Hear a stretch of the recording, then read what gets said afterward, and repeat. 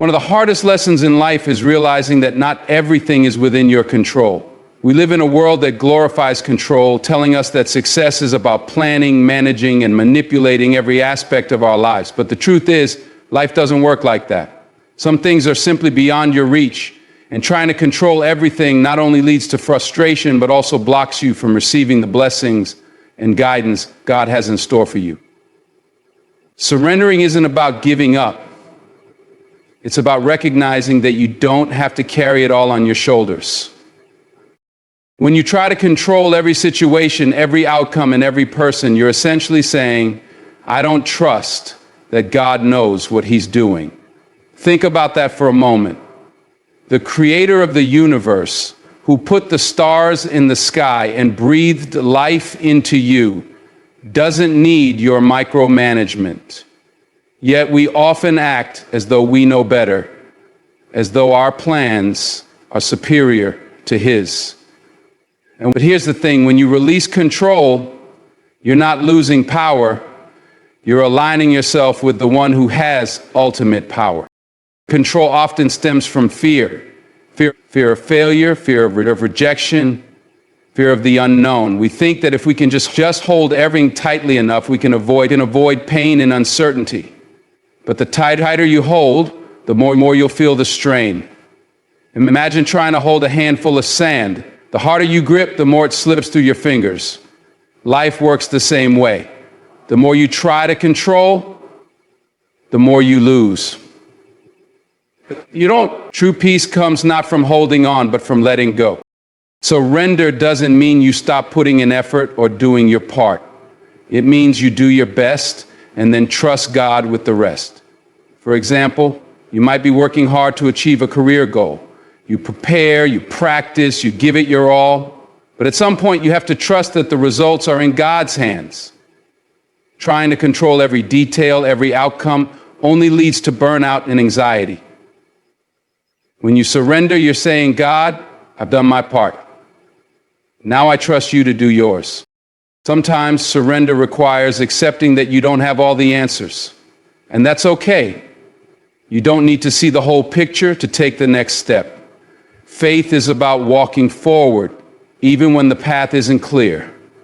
It's about trusting that God's plan is better than your own, even when it doesn't make sense. Think about the times in your life when things didn't go according to your plan, but they ended up working out better than you could have imagined. That's not coincidence, that's God's hand at work. Surrendering also means letting go of the need to fix everything and everyone. How often do we exhaust ourselves trying to solve problems that aren't ours to solve? Maybe you're trying to change a loved one who's struggling, or you're caught up in a situation that's out of your hands. The more you try to control it, the more frustrated and defeated you'll feel. Sometimes the best thing you can do is step back and let God handle it. Trust that He's working behind the scenes in ways you can't see. Letting go of control doesn't mean you won't face challenges or pain, but it does mean you'll face them with a different perspective. When you surrender, you stop asking, why is this happening to me? And start asking, what is God teaching me through this? Challenges become opportunities for growth, and setbacks become setups for something greater. You stop seeing obstacles as roadblocks and start seeing them as part of the journey. Surrender is also about timing. One of the hardest things to accept is that God's timing isn't always our timing. We live in a world that values instant results, but God operates on His own timeline. He's never late, but He's also never rushed. When you surrender, you learn to trust His timing, even when it feels like you've been waiting forever. Delays aren't denials. They're often God's way of preparing you for what's ahead. Delay our deal. Surrender brings freedom. When you let go of the need to control everything, you free yourself from the constant pressure and stress that comes with trying to play God. You make room for joy, peace, and clarity. You stop living in fear and start living in faith. You begin to see that surrender isn't a sign of weakness. It's a declaration of trust in a God who loves you, who knows what's best for you, and who wants to see you thrive. Stop trying to control everything. Surrender the things you can't change. Release the weight you were never meant to carry. Trust that God's plan is unfolding exactly as it should, even if you can't see it right now. Let go and let God handle it. One of the most challenging aspects of faith is learning to trust God's timing. We live in a culture that prioritizes speed and instant gratification. We want results immediately, answers to our prayers, breakthroughs in our struggles, and clarity for our confusion. But God doesn't operate on our timetable, and His timing is rarely aligned with our expectations. Trusting His timing requires patience, humility, and an understanding that His perspective is infinitely greater than ours. Now, Victim tells us he understands. Daimo. God's timing is perfect, even when it feels delayed. Imagine a seed planted in the soil. It doesn't sprout the moment it's buried. It takes time for roots to grow deep into the ground, unseen by the human eye. During that time, we might assume nothing is happening, but the reality is that growth is occurring beneath the surface. The same is true in our lives. We might pray for something and not see immediate results, but that doesn't mean God isn't working. He's preparing us, strengthening our foundation, and aligning circumstances for what's to come.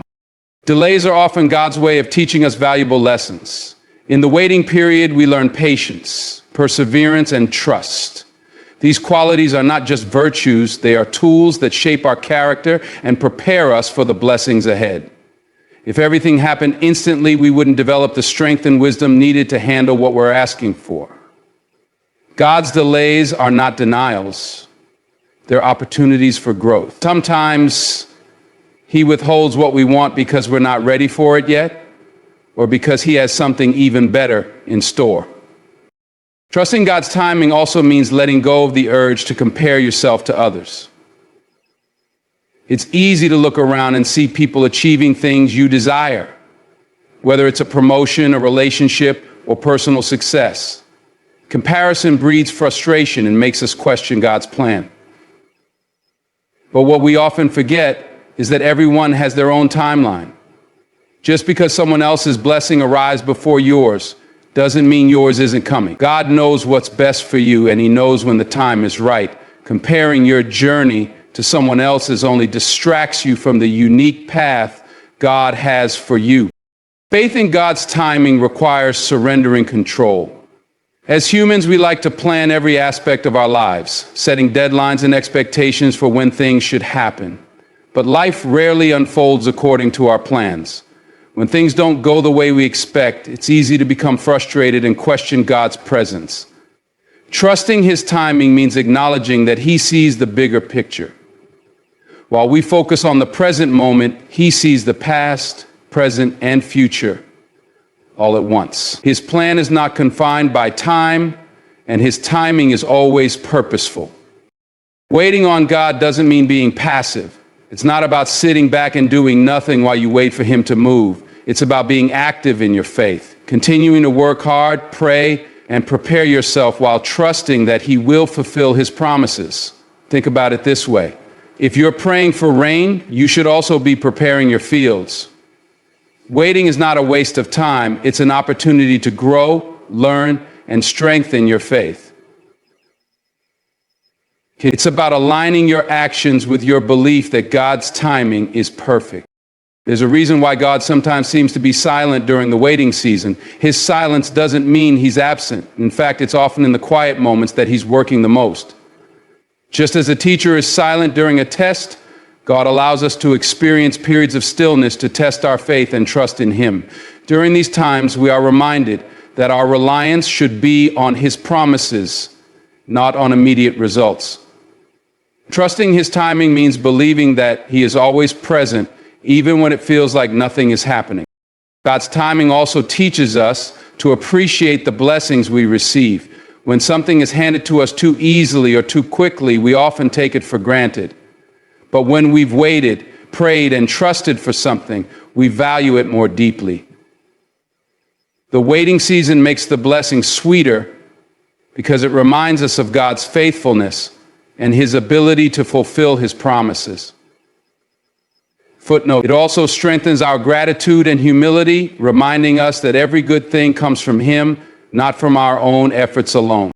Trusting God's timing builds our faith. When we look back on our lives, we often see how things worked out in ways we couldn't have planned or predicted. The doors that closed, the opportunities that seemed delayed, the moments of uncertainty, all of them were part of a bigger picture. Each step, even the difficult ones, was orchestrated for a purpose.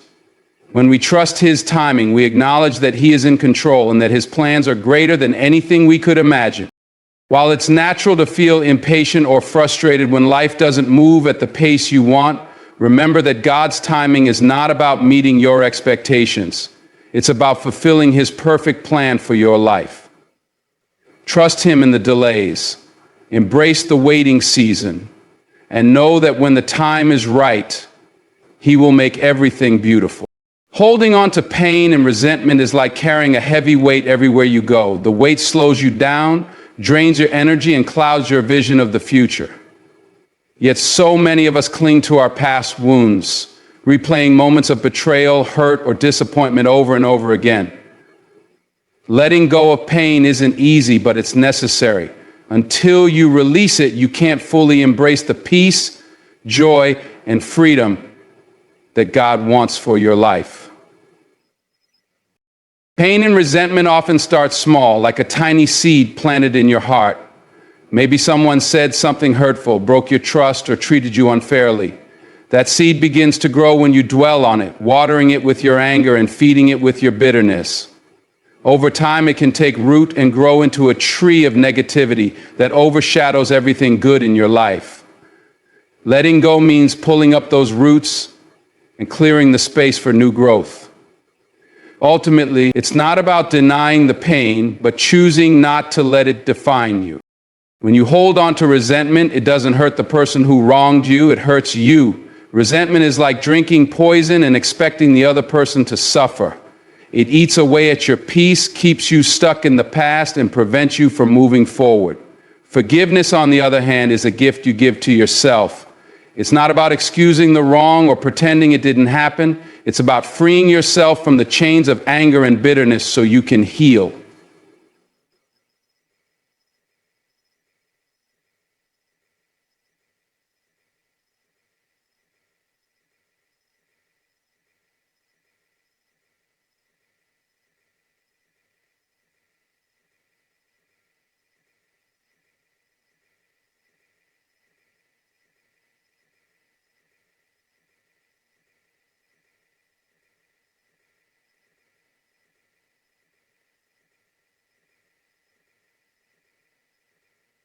It's all about making sense of history, look centered and helpful. Forgiveness is like letting go of pain requires acknowledging it first. You can't release what you refuse to face. Be honest with yourself about how you feel. Talk to God about hurt, your anger, and your struggles. He already knows what's in your heart, but there's power in laying it at His feet. When you invite Him into your pain, you allow Him to start the healing process. It's like opening a wound to clean it. It might hurt at first, but it's the only way to prevent infection and allow true healing. Forgiveness is a key part of letting go, but it's often misunderstood. Forgiveness doesn't mean forgetting what happened or allowing someone to hurt you again. It doesn't mean the relationship has to go back to what it was. Forgiveness is about releasing the hold that the pain has over your life. It's saying, I'm not going to let this control me anymore. Forgiveness is a process, and it might take time, but every step you take toward it brings you closer to peace. One of the reasons letting go is so difficult is that pain and resentment can feel familiar. Over time, they can become a part of your identity. You might even fear who you'll be without them. But holding on to pain doesn't protect you, it isolates you. It keeps you trapped in a cycle of negativity and prevents you from fully experiencing the love and joy around you. Letting go is about stepping into a new identity, one that is rooted in God's peace, not in past wounds. Sometimes letting go requires boundaries. If someone continues to hurt you or refuses to respect your healing process, it's okay to create distance. Boundaries aren't about punishment, they're about protection. They allow you to guard your heart while still practicing forgiveness. Letting go of pain doesn't mean allowing toxic behavior to continue. It means choosing to prioritize your peace and well-being. Letting go also means surrendering your desire for revenge or justice. It's natural to want the person who hurt you to feel the pain they caused, but holding on to that desire only keeps you tied to the hurt. Trust that God is a just God and that He will handle things in His time and His way. When you release the need for vengeance, you make room for God's peace to fill your heart. Another important step in letting go is shifting your focus. Instead of dwelling on what was lost or what went wrong, focus on what's ahead. Gratitude is a powerful tool for healing. When you take the time to recognize the blessings in your life, no matter how small, it shifts your perspective. It reminds you that even in the midst of pain, there is still good to be found. Gratitude helps you release the past and embrace the present. Letting go of pain and resentment is about trusting God's plan for your life. The enemy wants you to stay stuck in your hurt because he knows it will keep you from fulfilling your purpose. But God can use even your pain for good. He can take the broken pieces of your story and create something beautiful. When you let go, you allow Him to work in your life in ways you never thought possible. Letting go isn't a one-time decision, it's a daily choice. Every day you have to choose to release the pain, to forgive, and to trust God. It's not easy, but it's worth it. When you let go of what's weighing you down, you make room for the peace, joy, and freedom that God has for you. Peace isn't the absence of pain, it's the presence of God in the midst of it. And when you let go and let Him take over, you'll find a peace that surpasses all understanding. Fear is one of the most powerful emotions we face, especially during times of uncertainty. It can paralyze us, distort our perspective, and lead us to make decisions that aren't aligned with our faith. But fear isn't just a feeling. It's often a weapon the enemy uses to keep us from trusting God. When we let fear take over, we're essentially saying that the challenges before us are bigger than the God within us. Faith over fear is about choosing to trust God even when circumstances seem overwhelming and the future is unclear. One of the first steps in overcoming fear is understanding its source. Fear often comes from focusing on what we can't control. We worry about the unknown, about potential outcomes, about things that may never happen. This kind of fear grows when we try to take matters into our own hands, believing we must have all the answers and fix every problem ourselves. Faith, on the other hand, comes from focusing on God's promises. It's about shifting our perspective from what we can't do to what He can do. Faith doesn't mean denying the reality of your situation. It's not about pretending your problems don't exist or ignoring the challenges you face. Faith is about acknowledging the difficulty, but believing that God is greater. When David faced Goliath, he didn't deny the giant's size or strength, but his faith wasn't in his own ability, it was in God's power to deliver him. Faith over fear is about looking at your challenges through the lens of God's power rather than your own limitations. Fear thrives in uncertainty, but faith grows in trust. There will be times when you don't understand why things are happening the way they are. You may face setbacks, delays, or detours that make no sense to you. But trusting God means believing that He is in control, even when you can't see the full picture.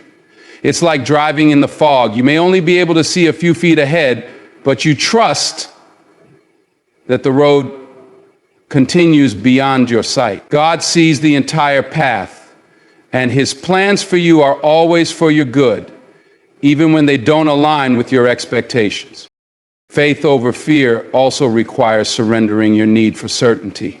As humans, we crave predictability and control. We want to know how things will turn out, and we want to feel secure in our plans.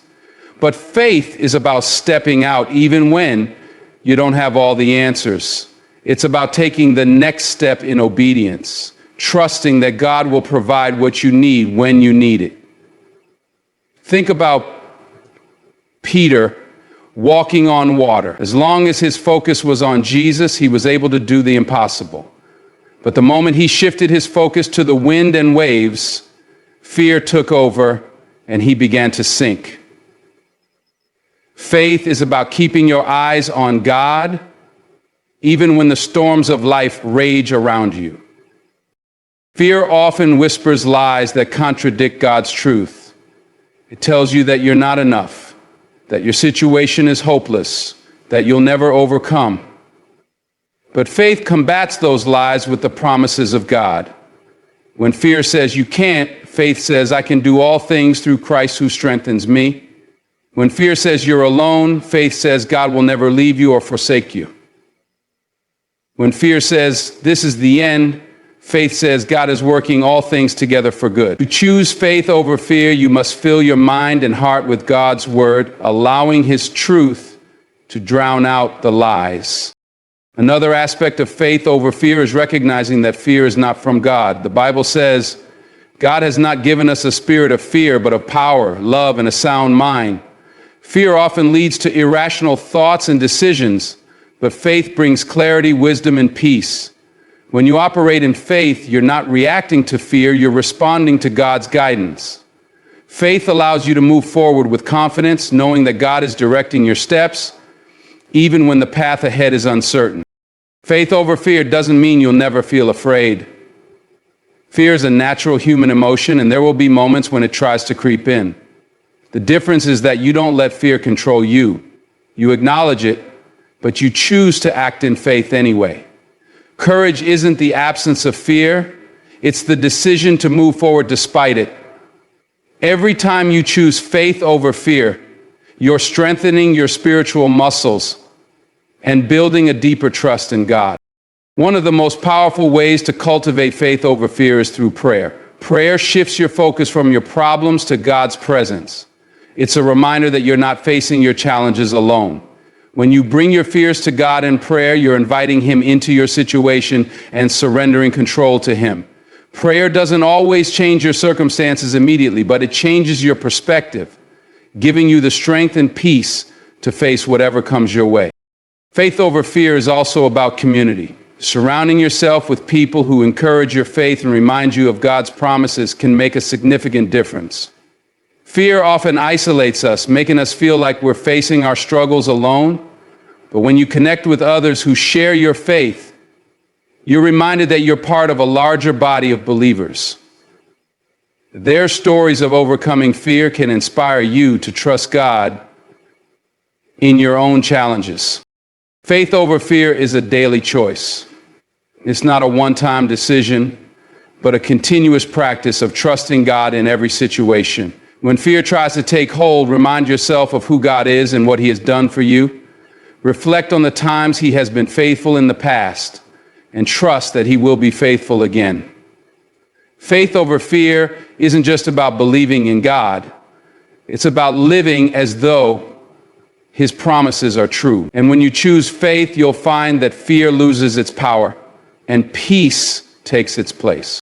Surrendering control is one of the most challenging things we face as human beings. We are naturally inclined to hold on tightly to our plans, our goals, and even our struggles, believing that the outcome depends entirely on us. We crave certainty and predictability, and letting go often feels like stepping into the unknown. But true peace and fulfillment come not from controlling every detail of life, but from surrendering control to God and trusting his plan. Surrendering control starts with recognizing that we are not in charge. As much as we try to plan and prepare, there are countless factors in life that are beyond our control. Circumstances shift, people change, and unexpected challenges arise. Acknowledging this truth isn't a sign of weakness, it's a sign of wisdom. It's about understanding that while we may plan our path, it is God who ultimately directs our steps. We got to trust that God has our back. It is God who ultimately directs our steps. When we release our grip on control, we make room for God's guidance, which is always higher, wiser, and better than our own. One of the reasons surrendering control is so difficult is that it requires trust. Trusting God's plan means believing that He knows what's best for you, even when it doesn't align with your desires or expectations. It's about having faith that He sees the bigger picture and is working all things together for your good. This kind of trust doesn't come naturally. It's something we cultivate through prayer, reflection, and a growing relationship with God. When you trust Him, you can let go of the need to control every outcome, knowing that He is in control. Surrendering control also means releasing the fear of failure. Often, we hold on tightly to our plans because we're afraid of what might happen if things don't go as we expect. But when you surrender to God, you realize that failure isn't final. It's a stepping stone in His greater plan for your life.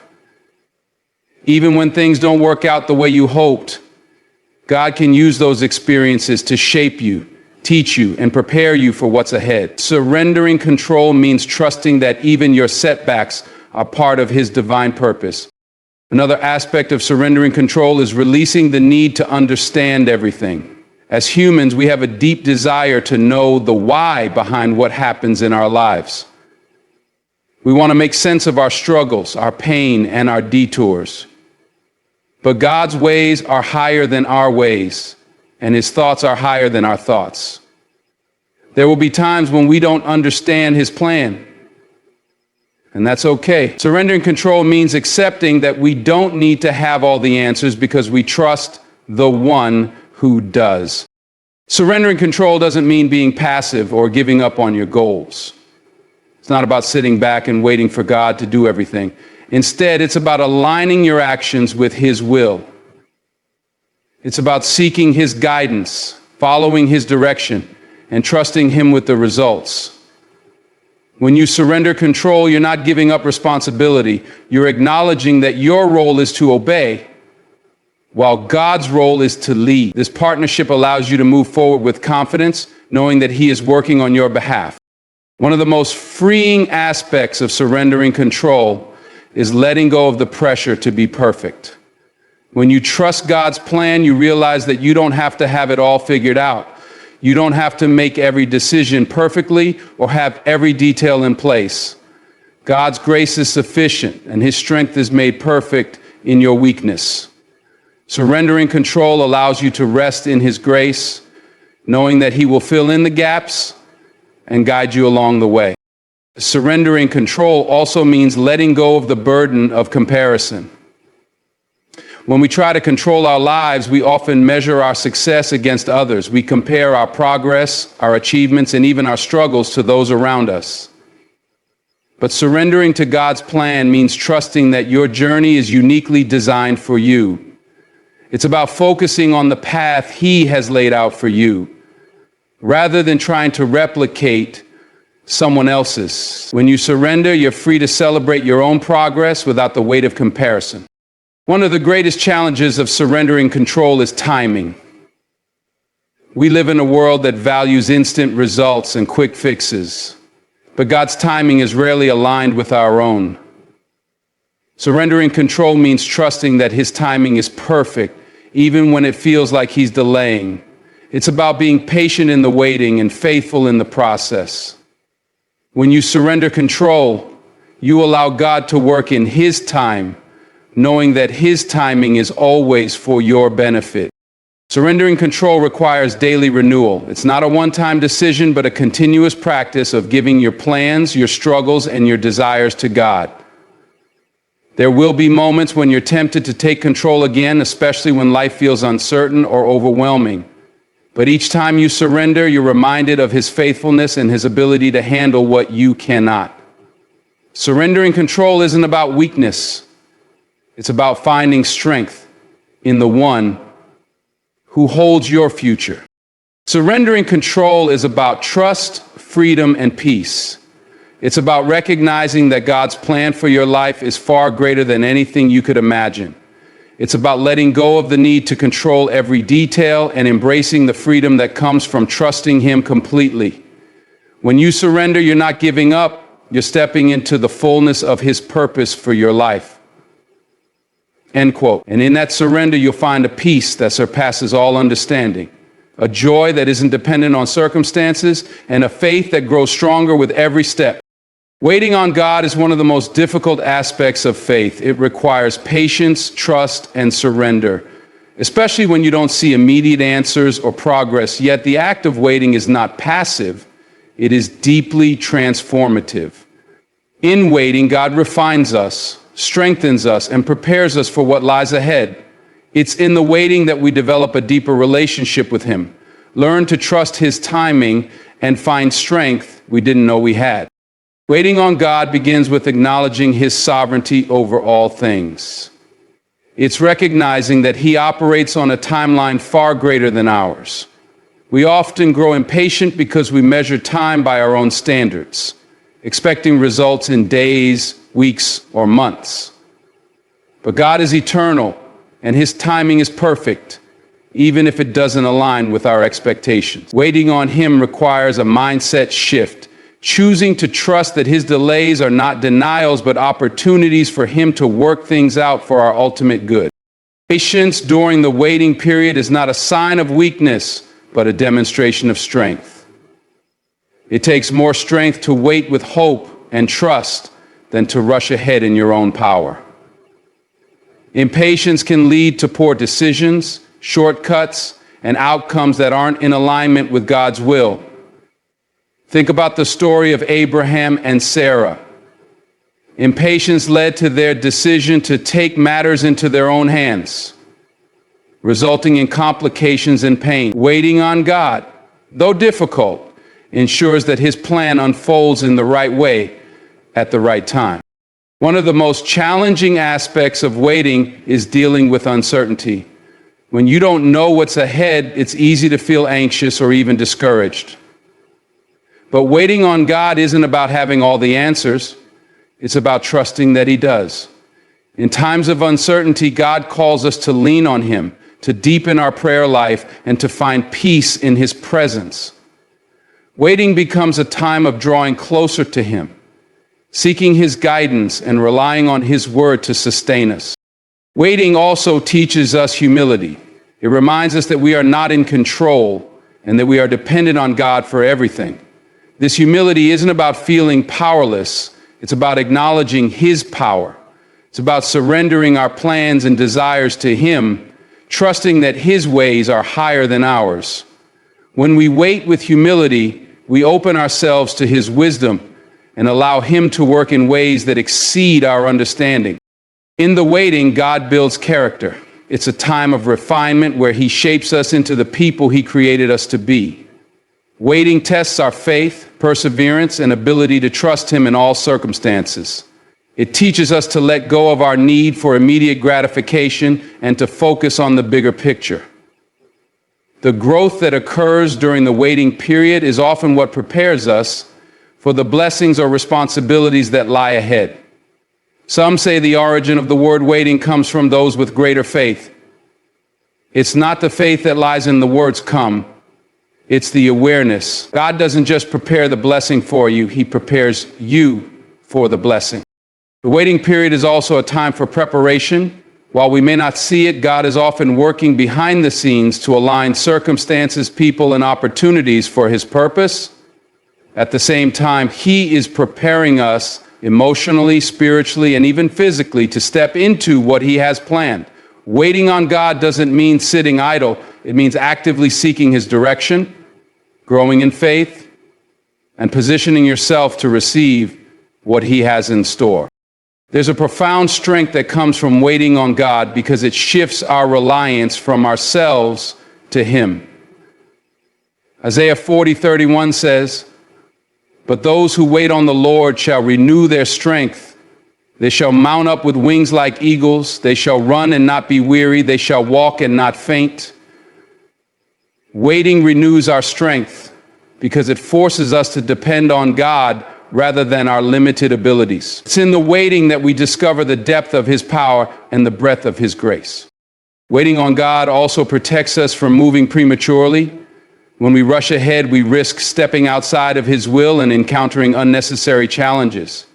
God's timing is not only perfect, but also protective. Sometimes his delays are meant to shield us from something we're not ready for or something that isn't good for us. Waiting allows him to work out every detail so that when the time comes, everything falls into place according to his perfect plan. In waiting, there is a sense of expectancy. It's not about passively sitting by, but actively hoping and trusting that God will move. This expectancy fuels our faith and keeps us moving forward, even when the results aren't immediate. It's like planting a seed. You don't see the fruit right away, but you water it, nurture it, and trust that it will grow in its due season.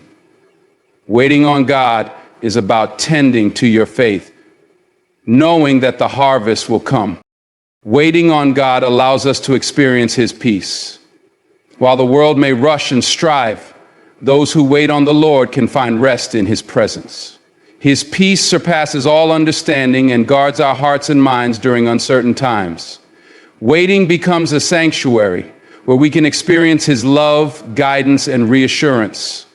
It's a reminder that even in the waiting, he is with us, working all things together for our good. Through waiting, we learn to trust not just in God's promises, but in his character. He is faithful, loving, and good, and he will never let us down. Waiting on him transforms us from the inside out, building faith, patience, and strength that prepare us for the plans he has for us.